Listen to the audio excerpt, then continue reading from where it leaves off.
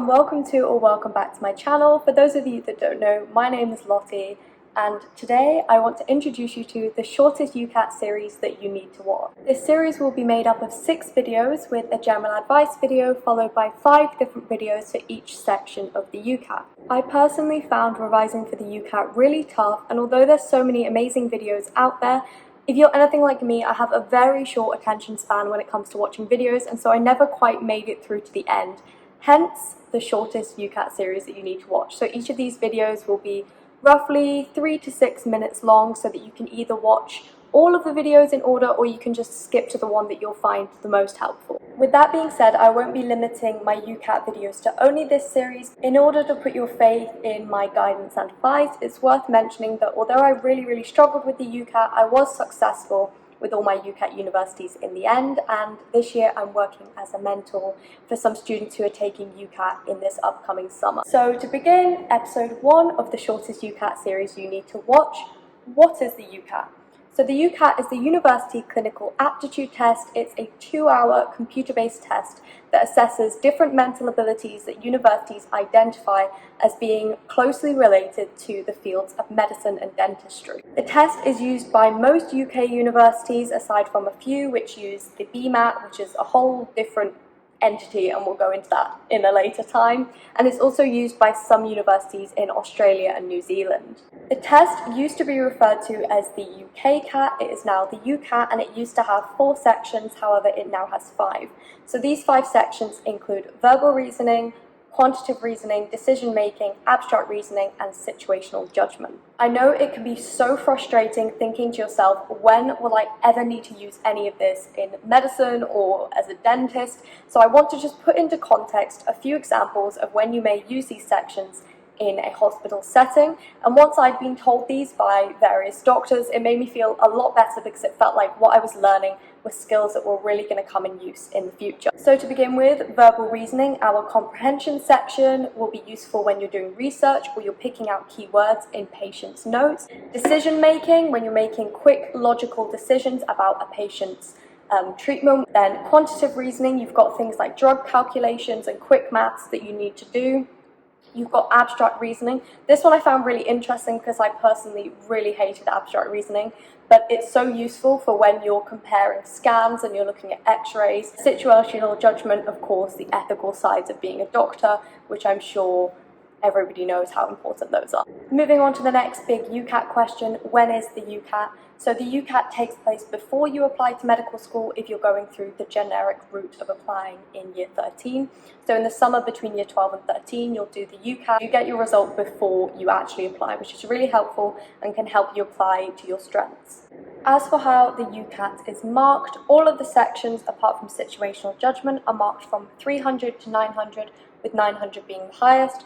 According to the Medic portal, a good score is somewhere between 640 and 670, and situational judgment is marked from band 1 to 4, with band 1 being the highest.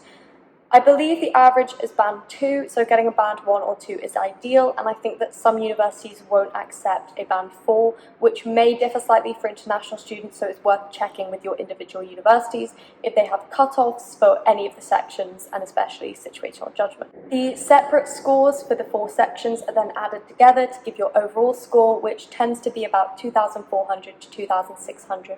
Now for the number 1 question that people ask me and ask anyone else who's done the UCAT: how long should you revise for it for? Unfortunately, I cannot provide a straight answer for this, as it really depends on your abilities. However, I would say that most people tend to spend about 2 months to 1 month revising for the UCAT. You absolutely can revise for this test. A lot of people will tell you that it's just an IQ test, but I promise you, the more you practice, the better you get, and you will see your scores improving. So we are all very different, and it's important that with the UCAT you don't follow someone else's revision schedule or the amount of time that they dedicate each day. Remember that it is quality of revision over quantity of revision.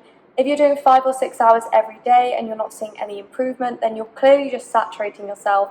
So maybe cut that down to 2 or 3 hours a day, and if you're still not seeing any improvement, then adjust the time that you're revising and potentially adjust the test time as well. It's really good to revise at the time that you're taking your test. Now for some general advice. So these are 5 tips that I wish I'd been told before taking the UCAT. So my first piece of advice is, do not let your ego take the test for you.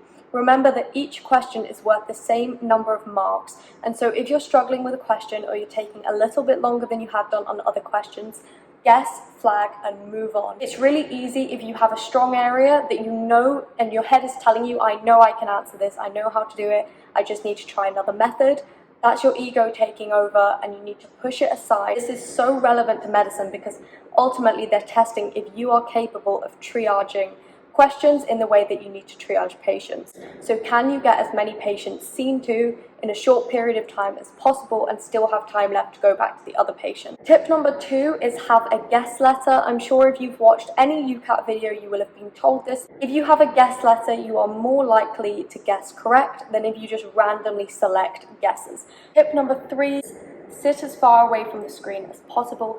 If you see a reading comprehension or a pattern or even a stem of the question for maybe quantitative reasoning or decision making, if you can look at the bigger picture quite literally, it's so much easier to work out in your head and to not get fixated on tiny little details. Tip number 4, make the most of the whiteboard and marker they give you.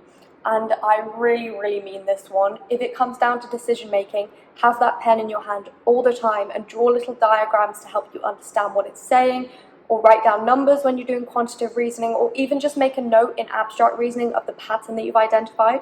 Because when you're under pressure and a lot of stress, it can be so easy to forget what you've just read. So better that you spend a little bit of time drawing a diagram or writing something down than having to reread the stem over and over again. And finally, tip number 5, do not let the previous section distract you from the next section. If you feel like you've done really badly, just push it away, don't even think about it, because each section will be sent to the university individually, and so you need to continue to put in as much effort as you can in the following sections. And remember that there's nothing you can do about the section before. So just try your best, and equally, if you feel like you did really well, don't slack on the following sections because it is not an average of your score. Everyone has hindsight. Hindsight's great, and I'm sure if we were all given a day to do the UCAT, we would get 100%. But sadly, that is not the case, and so don't spend more time than you need to thinking about the section. Last but not least, I'm not even classifying this as a tip. This is a requirement. It is something you have to do. Do not leave any questions blank. I really hope that you found this introductory video helpful, and please stick around for the following UCAT videos. I know how tough the UCAT is and how horrible it is revising for it, so if there is anything I can do to even just help one person, then it will make my day. If there is any other types of UCAT videos that you would like, then please pop a comment down below or reach out to me on my social media. If you enjoyed this video or you know somebody who may enjoy it, please share it, give it a like and comment, and of course subscribe to my channel. Thank you so much for watching, and have a lovely day.